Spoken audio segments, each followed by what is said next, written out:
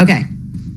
For those of you who are listening, that was the cartoon Meghan and Harry holding their placards, their protesting signs saying, "We want privacy, we want privacy," okay? Ever notice how one rumor can outlive palace walls and million-dollar PR teams?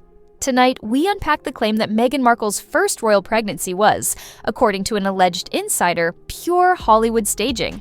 No proof has surfaced, yet the allegation refuses to die. Why? Because every detail, from that oddly foldable baby bump gif to a mysterious woman threatening to drop receipts, feels like fuel for the world's juiciest royal thriller. But peel back the headlines, and the story turns into something far bigger and far messier than tabloid gossip. And then we've got the twerking video. So we're going to take a look at this together. Back to back. Back to back. I mean, if they're looking at that and think this is clever, yeah. I mean, are they stupid or what? Well, I think they just think. Yeah, nobody set out to destroy you. You destroyed yourselves in this country with your ludicrous, hypocritical behaviour. Truth be told, what she just said is complete and utter garbage. Spring 2019. Meghan glides onto a London charity stage, 7 months pregnant, and bends to pick up a bouquet. The internet freezes the frame. Did the bump shift? A few rogue screenshots spin into viral GIFs, and suddenly #moonbump trends harder than the event itself. Commentary ranges from harmless memes to pointed whispers. That can't be real.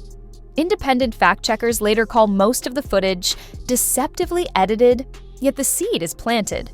Meanwhile, the palace breaks decades of tradition by skipping the standard hospital steps photo call. To royal watchers, tradition is the monarchy's signature. We notice when a note is missing, and missing notes breed theories. Next up, the rumor gets a brand new storyteller. Fast forward to June 2025, a softly lit YouTube confession pops up in recommended feeds. An anonymous woman claims she was paid to carry Archie, promised lifelong security, then ghosted. Yeah, what has he done with this Netflix series? He's used his mother to sell it. Could there be a more grotesque exploitation or a more hypocritical one? She flashes what she says are blurred legal invoices, mutters about California surrogacy law, and warns that recordings exist. Within 48 hours, rival channels react, remix, and monetize the clip. Comment sections erupt. "I knew it" meets "show the paperwork" or "shh." Traditional outlets request evidence. None arrives. Yet algorithms prefer volume over verification, and the clip racks up 5 million views. But here's the twist. Meghan and Harry, who once sued photographers over drone shots, say absolutely nothing. Silence is seldom neutral. In a celebrity age, it's read like Morse code. 3 weeks after the accusation, Meghan drops a glossy anniversary collage on Instagram. Buried inside, a never-released mirror selfie, belly bare, hands framing a third trimester curve. Captions? Just a heart emoji and a sunshine icon. Tabloids call it a clapback. Supporters call it proof. Critics call it Photoshop. The post fuels more think pieces than it resolves, exactly the feedback loop social media feeds on. And all the while, the Sussex legal team keeps its powder dry. Why hold back? Maybe because a very old law could make things far more complicated. Meghan Markle in allegedly a labor and delivery room with her loser of a husband, pregnant and twerking to allegedly induce labor. I saw this and I sent an emergency 911 text to Kinsey. It's one long rendition of all their greatest whinges and a load of self-congratulatory nonsense. Harry and Meghan sold their royal souls to become reality TV stars. British succession rests on the Latin maxim mater semper certa est. The mother is always certain. In plain English, the woman who gives birth is the legal mother. A surrogate upends that certainty. Legal scholars note there's no precedent for a child born via surrogacy entering the direct line to the throne. Parliament would likely have to legislate, and Windsor courtiers dread constitutional drama. Yet mainstream lawyers underline one blunt fact. No credible document, court filing, or hospital record supports the surrogate theory. Fact-checkers label the Kensington tweet screenshot fabricated, and public records list Meghan as mother.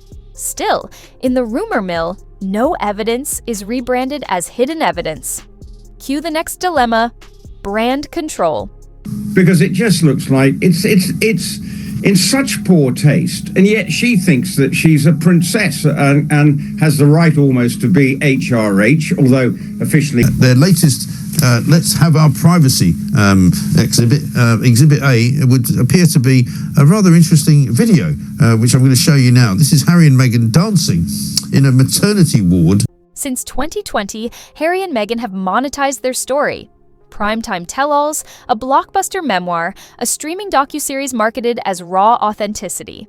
That USP, unfiltered truth, now collides with strategic silence. PR experts warn that ignoring allegations can morph curiosity into conviction. Yet crisis managers also note that commenting legitimizes fringe claims. The Sussexes face a lose-lose loop: speak and amplify, or ignore and look evasive. Meanwhile, People magazine reports Harry lobbying for Archie and Lilibet's HRH titles. Proof, supporters say, that the palace has zero doubts about the children's legitimacy. Critics counter, titles don't equal delivery room receipts. The chessboard is set with credibility on the line. And outside the palace walls, the internet roars on. Every hour, new reaction videos dissect the alleged surrogate's voice pitch, background decor, even her allergy to camera flash. Who is guiding this man from this vicious woman? Because she is vicious. You know, it's all about her. She'll do whatever she can to get what she wants. And Harry, you know, whatever. One TikToker claims to have matched her freckles to a former Soho House waitress. A Twitter thread maps Meghan's 2019 travel schedule against IVF clinic appointments that may or may not exist. Each theory spawns a sub-theory, and each sub-theory earns it revenue. In digital economics, uncertainty equals income. The more unanswered questions, the longer viewers stay. That's why silence, far from killing a story, often grows it. So where does that leave Archie, the child at the center of the storm? Harry has tried going on offense, suing UK tabloids for phone hacking and paparazzi harassment. But litigation moves at a court's pace. Reposts travel at Wi-Fi speed. Meghan once told The Cut that protecting her children was plain and simple safety. Yet safety can't just be geographical, it must be narrative.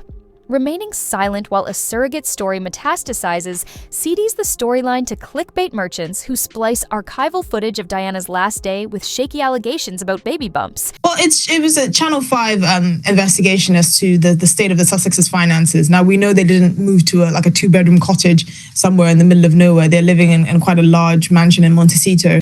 The result is an anxiety cocktail brewed from nostalgia, conspiracy, and algorithmic escalation, a drink served to Archie long before he's old enough to toast. Archie is 6 now, starting school in California, photographed only in filtered birthday posts. He never chose the spotlight, yet every speculative tweet chisels a Google record he'll inherit. Mental health advocates warn that children of public figures can suffer spectator trauma, the stress of seeing your identity litigated online. Harry knows that pain. He's spoken about paparazzi nightmares since Diana. That personal history may explain his reluctance to drag his son's origin story through court. But the longer he waits, the louder the demands for DNA proof. At stake is not just a narrative, but a little boy's sense of normal.